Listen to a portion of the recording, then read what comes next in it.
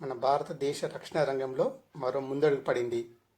అగ్ని-4 ballistic మిసైల్ని సక్సెస్ఫుల్గా నిన్న test చేయడం జరిగింది. ఈ సక్సెస్ అతి త్వరలో 4 ముక్కలు కాబోతున్న పాకిస్తాన్కి, దాని వెనకుండి నడిపిస్తున్న చైనాకి వెన్నులో వణుకు పుట్టిస్తోంది. అతిపెద్ద షాక్. ఎందుకంటే దీని ప్రత్యేకతలు తెలుసుకుంటే మీకు అర్థమవుతుంది. ఒరిస్సా తీరంలో ఉండే doctor APJ Abdul Kalam island నుండి ఐటీఆర్ ఇంటిగ్రేటెడ్ టెస్ట్ రేంజ్ నుండి ఈ మిసైల్ను సక్సెస్ఫుల్గా పరీక్షించడం జరిగింది. సముద్ర ఉపరితలం నుండి 4000 కిలోమీటర్ల వరకు ఈ మిసైల్ సక్సెస్ఫుల్ గా టెస్ట్ చేయడం జరిగింది. ఈ మిసైల్ రేంజ్ 4000 కిలోమీటర్లు. అగ్ని-4 మిసైల్ ను 2011 నుండి ఇప్పటి వరకు 9 సార్లు టెస్ట్ చేయడం జరిగింది. నిన్న జరిగిన టెస్ట్ 10వది. శత్రు దేశాల వెన్నులో వణుకు పుట్టిస్తున్న దీని ప్రత్యేకతలు ఏమున్నాయంటే, ఇది ప్రధానంగా బాలిస్టిక్ మిసైల్. బాలిస్టిక్ మిసైల్ అంటే మిసైల్ ప్రయోగించినప్పుడు ఇది సేమ్ రాకెట్ లాగానే స్పేస్ లోకి దూసుకెళ్ళి ఆ తర్వాత తిరిగి భూ వాతావరణంలోకి ప్రవేశించి శత్రు దేశాల టార్గెట్ ను ధ్వంసం చేసే మిసైల్సే బాలిస్టిక్ మిసైల్స్. మన అగ్ని-4 కూడా బాలిస్టిక్ మిసైల్. అగ్ని-4 స్పీడ్ 7 నుండి 10 మ్యాక్ స్పీడ్ అనమాట. మ్యాక్ అంటే స్పీడ్ ని కొలిచే ప్రమాణం. కేజీ, లీటర్ ఇలా ప్రమాణాలు ఉంటాయి కదా, స్టాండర్డ్స్, అలాగనమాట.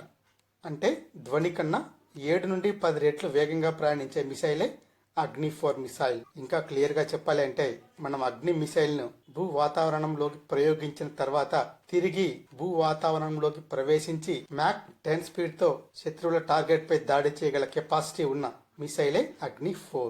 దీన్ని ప్రపంచంలో ఉన్న ఏ యాంటీ డిఫెన్స్ సిస్టమ్ కూడా, రాడార్స్ కూడా గుర్తించలేవు. ఇదే దీని ప్రత్యేకత.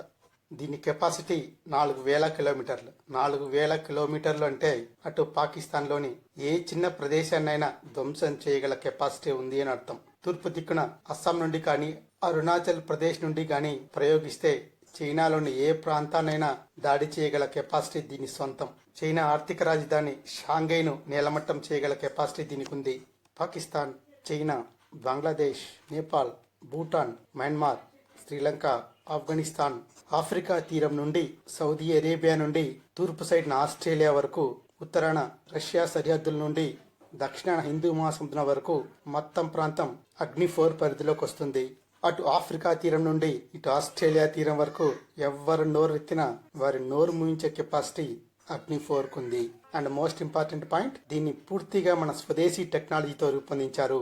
DRDO, defence research and development organisation, Hyderabad ఈ టెక్నాలజీని డెవలప్ చేయగా బీడీఎల్, భారత్ డైనమిక్స్ లిమిటెడ్ దీన్ని మ్యానుఫ్యాక్చరింగ్ చేస్తుంది. ఈ మిసైల్ మరో ప్రత్యేకత ఈజీ మూవింగ్. దీన్ని రోడ్డు పై నుండి కానీ ట్రైన్ నుండి కూడా ప్రయోగించవచ్చు. శత్రువుల ఊహకు కూడా అందకుండా ప్రయాణిస్తున్న ట్రైన్ నుండి కూడా అగ్ని-4 ను ప్రయోగించవచ్చు. ఈ అగ్ని-4 మిసైలే మన దేశ గొప్పతనం అంటే అస్సలు కాదు. ఇంకా మన దగ్గర 10,000, 12,000 కిలోమీటర్ల పైగా టార్గెట్ ను ఛేదించగల మిసైల్స్ ఉన్నప్పటికీ వాటి గురించి ప్రపంచానికి తెలియనివ్వం.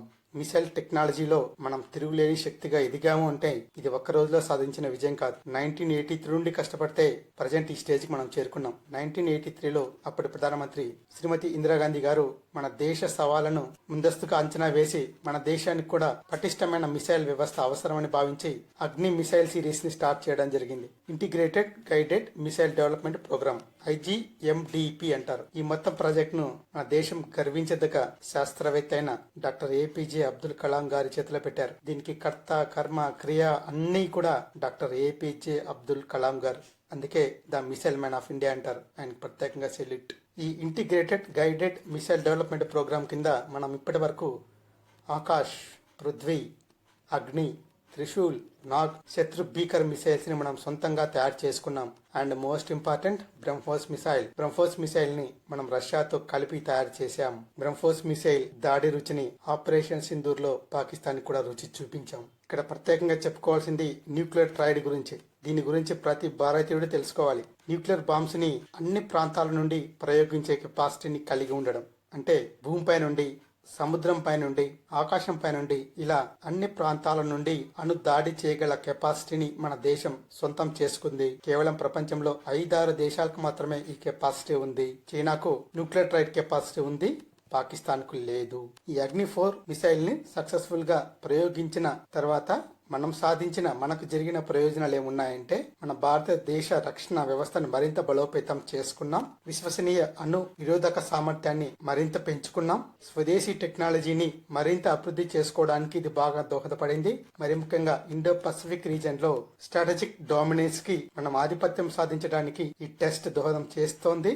మోస్ట్ ఇంపార్టెంట్, రక్షణ రంగంలో విదేశాలపై ఆధారపడకుండా స్వావలంబన సాధించడానికి ఈ పరీక్ష ఎంతో ఉపయోగపడింది.